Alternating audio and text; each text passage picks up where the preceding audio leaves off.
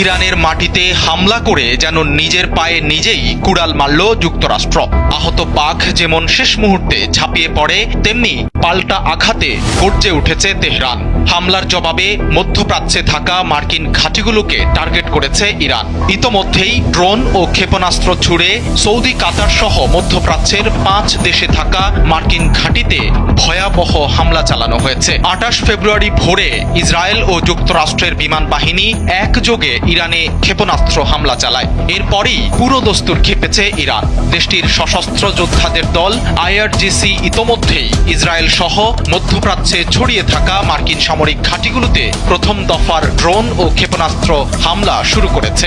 Tehran সাফ জানিয়ে দিয়েছে, তাদের মাটিতে আঘাতের পাল্টা জবাব হবে অত্যন্ত কঠোর এবং লক্ষ্যবস্তু হবে প্রতিটি মার্কিন আস্থা।